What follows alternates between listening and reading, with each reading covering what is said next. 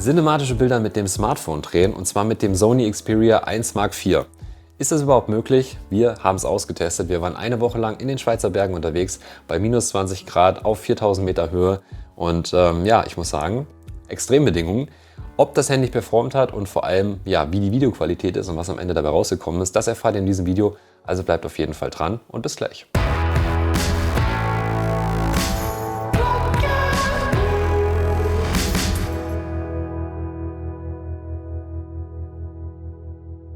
Ja, vor einigen Jahren hätte ich sicher noch verneint, dass wir mit einem Smartphone auf Produktion gehen. Aber Sony hat mich gefragt, ob ich Lust habe, die Challenge anzunehmen. Und ich habe sie angenommen und war eine Woche lang bei dem Topspot Award, einer der größten Filmwettbewerbe Europas in der Schweiz. Wir waren in Crans-Montana, das ist im Wallis, eine sehr schöne Gegend, und haben da eine Woche lang Content produziert. Neben mir waren noch 10 andere Filmemacher dort, die haben quasi an diesem Topspot Award teilgenommen. Das war ein Wettbewerb. Die Teilnehmer hatten 100 Stunden Zeit, um einen Film zu produzieren. Einen 100-sekündigen Film wohlgemerkt. Ich muss sagen, wir sind da ziemlich untergegangen zwischen den ganzen Filmemachern, weil die hatten natürlich sehr großes Besteck dabei. Von Sony Alpha bis großen Kinokameras war alles dabei. Und wir hatten tatsächlich nur dieses kleine Smartphone dabei. Das Sony Xperia 1 Mark IV.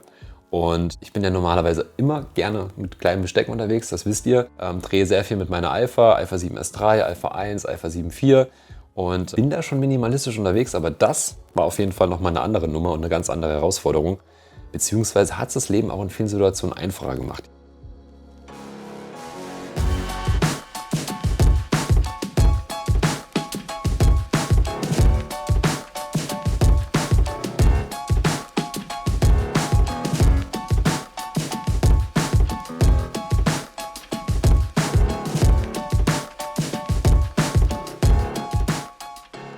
Die Vorteile liegen auf der Hand. Wir haben hier ein Smartphone mit sehr wenig Gewicht, also gerade einmal 185 Gramm wiegt das Ganze. Zum Vergleich, meine Sony Alpha 7S3, die wiegt knappe 700 Gramm. Und da kommt noch eine Optik dazu. Nehmen wir mal das 2470, das neue G-Master, da sind wir auch nochmal bei 700 Gramm. Das ist schon sehr leicht.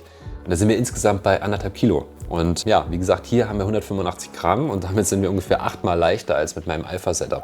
Also ich meine, das ist auf jeden Fall ein Riesenvorteil. Wenig Gewicht, kleines Packmaß. Und durch das geringe Gewicht haben wir natürlich auch sehr viele Möglichkeiten. Also wir können das Handy, haben wir auch gemacht, auf eine Race-Drohne packen. War ganz witzig, wir haben uns dazu einen 3D-Mount gedruckt und haben dann das Handy auf die Race-Drohne montiert und haben dann eben auch Aerial-Shots machen können mit dem Smartphone. Das ist jetzt nicht unbedingt für Drohnenaufnahmen geeignet, beziehungsweise schon geeignet, wir haben es ja in dem Fall gemacht, aber eigentlich dafür nicht konzipiert.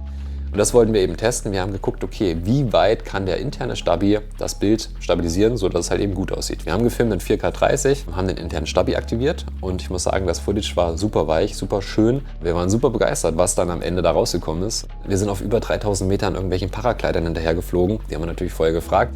Aber ich muss sagen, sowas habe ich noch nie gesehen. Also ein Smartphone auf einer Drohne ist das eine, aber halt eben auch in dieser Höhe unterwegs zu sein und diese Aufnahmen zu bekommen, das war schon echt cool.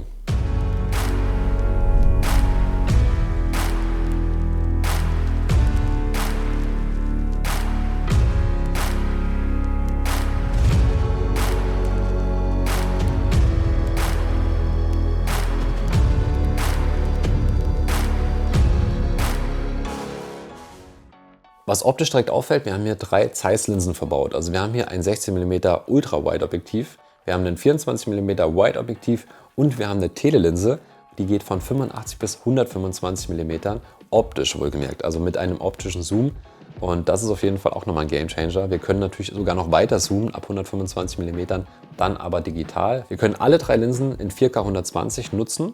Dazu auch noch HDR. Wir haben den Autofokus auch in allen Framerates mit allen Linsen verfügbar und wir haben in 30 Frames sogar die Möglichkeit, den Augen-AF zu nutzen und das Object Tracking. Das kennen wir schon von unseren Alpha-Kameras. Wir drücken quasi auf den Display und können ein Objekt verfolgen. Der Fokus bleibt bei diesem einen Objekt und das haben wir halt eben auch hier verbaut, was auf jeden Fall auch wieder sehr an die Alphas erinnert. Und auch das ganze Menü erinnert sehr an eine Alpha-Kamera. Also jeder, der schon mal mit einer Alpha gefilmt hat, der wird sich hier relativ schnell zurechtfinden. Wir haben die Möglichkeit, den Shutter einzustellen, die ISO. Wir können den Weißabgleich definieren, auch einen manuellen Weißabgleich machen. Wir haben den Timecode, wir haben eine Levelanzeige.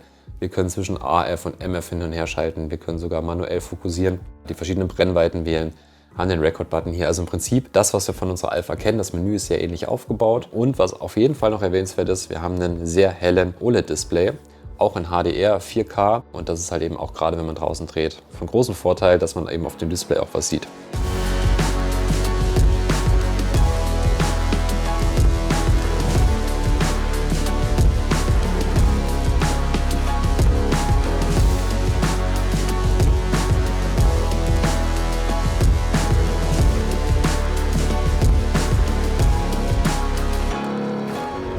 So viel zu den Hard Facts. Jetzt ist die große Frage, kann dieses Sony Xperia 1 Mark IV meine Alpha ersetzen? Und ich sage es euch ganz ehrlich, natürlich kann kein Handy eine Systemkamera ersetzen. Noch nicht. Aber wir sind auf einem guten Weg dahin. Das Handy ist quasi eine Ergänzung zu meiner Alpha. Und gerade dann, wenn ich eben keine Kamera mitnehmen möchte, weil ich zum Beispiel Skifahren möchte, weil ich zum Beispiel im Urlaub bin, da kommt halt eben ein Smartphone wie das Sony Xperia 1 Mark IV ins Spiel. Und von daher würde ich sagen, für Leute, die ja hohen Wert darauf legen, dass sie halt eben mit dem Smartphone schöne Bilder drehen können, denen würde ich auf jeden Fall dieses Handy empfehlen. Und guckt euch bitte einfach mal das Video an und sagt mir, was ihr davon haltet. Hättet ihr gedacht, dass dieses Video mit einem Smartphone gedreht ist? Oder hättet ihr es vielleicht gar nicht bemerkt, wenn ich es nicht kommuniziert hätte? Schreibt es gerne mal in die Kommentare, wo sind für euch die Grenzen und wann würdet ihr auf das Smartphone zurückgreifen und wann sagt ihr, no way, ich filme lieber mit meiner Systemkamera oder mit meinem Camcorder. Genau, würde mich auf jeden Fall mal interessieren. Schreibt es in die Kommentare, guckt euch das andere Video an, lasst die Glocke läuten und abonniert mich. Ihr kennt den ganzen Spaß und schaltet auch beim nächsten Mal wieder ein. Bis dahin, alles Gute. Ich hoffe, das Video hat euch gefallen und ja, wir sehen uns. Tschüss.